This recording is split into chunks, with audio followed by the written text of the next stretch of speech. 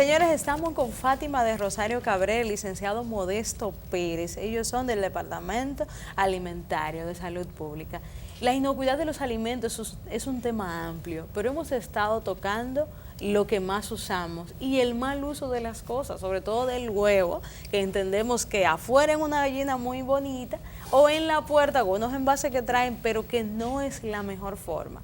Dentro de la nevera, en el medio, en la parte de abajo, es la temperatura correcta. En la pausa hablábamos de la carne. Y hay factores, usted hablaba del proceso que se compra en el supermercado y todo ese tiempo, pero también las carnicerías tienen durante todo el día una carne esperando, y la gente dice, voy al carnicero mejor que está fresca, pero tuvo todo el día con un abanico para que muchos pajaritos no lleguen, y hasta las 6 de la tarde encontramos carne en el carnicero. Me gustaría que nos explicaran la gravedad de este asunto y en qué nos puede estar afectando. Doctor. Bueno, realmente la carne tenemos muchos problemas, sobre todo cuando la carne es faenada, o sea, cuando el animal se sacrifica, puede estar contaminando con las heces mismas del animal la carne. Si esta carne no se lleva en temperatura adecuada, estos microorganismos pueden crecer, pueden multiplicarse. Si la sacan de donde deberían estar la carne, en el congelador, a una temperatura de 0 grados o menos. Cuando esta carne se expone, como muchas veces lo hacen, en una tarima, en una tabla, etcétera, si eso pasa muchas horas, pues esto ayuda a la multiplicación de esas bacterias. Ahora bien, sí, el calor la puede matar, pero depende del tipo de bacteria, porque las bacterias se dividen en varios tipos. Hay bacterias de frío, hay bacterias que crecen no obstante tener una temperatura de 35 grados centígrados. Hay bacterias que solamente crecen en el frío, hay otras que crecen en temperatura normal, así al ambiente, o sea, que hay diferentes tipos de bacterias. Entonces las personas generalmente, nosotros debemos de ir aprendiendo, de que debemos de exigirle al que es el proveedor cómo debe de ser, cómo nos debe de entregar ese producto. O sea, la carne tiene ese problema. Entonces tenemos que aprender a consumir la carne. Uno cree que la va a consumir fresca, pero igual, si está en el congelador, es más seguro todavía.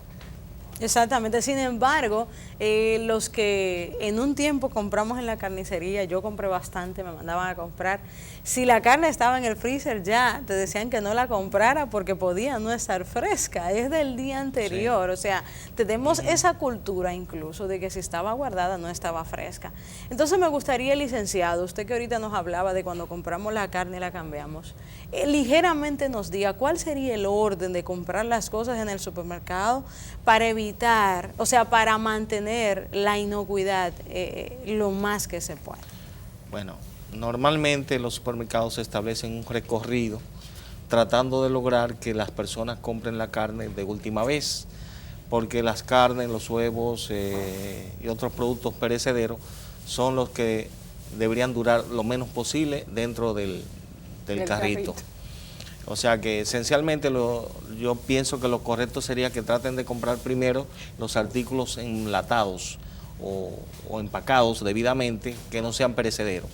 Y luego ya como último, todos los empaques que requieran refrigeración sean los últimos que compren, para que duren el menor tiempo posible dentro del carrito en la vuelta que muchas veces las personas dan. Porque muchas veces uno compra un artículo y cuando uno viene a ver ya ese artículo tiene 40 minutos y uno dando vuelta con él. Si fuera, por ejemplo, un helado o algo así, cuando usted viene a llegar a la caja ya está descongelado. Por tanto, ese error casi no lo cometemos, el helado. Pero es con esa idea que deberíamos tratar de comprar. Comprar siempre lo primero que no necesite refrigeración y que no sea un producto perecedero. Y luego lo último, todos aquellos que sean productos que requieren refrigeración en su cadena de de frío para asegurar su inocuidad. Exactamente, o sea que es importante que nosotros cuando vamos a los supermercados, las tiendas, entendamos que la organización que tiene no es por casualidad, ni que queda mejor aquí, ni que yo quiero que se vean más los juguetes aquí. Tradicionalmente llegamos al supermercado y hay juguetes, lápices, y según va avanzando, entonces está la comida y como usted dice, por último encontramos los huevos y las carnes y los pescados y mariscos. Exactamente. Entonces, y los quesos y las leches. Los quesos. Entonces no es una casualidad el orden de eso, sino que están cumpliendo una normativa con la que tenemos nosotros que aprender para hacer un buen recorrido. Nosotros tenemos que enseñar al consumidor que lo frío es frío y lo caliente, caliente. O sea, lo que usted compra en frío tiene que mantener esa temperatura. Si usted está comprando, ¿a dónde están las carnes? En un refrigerador.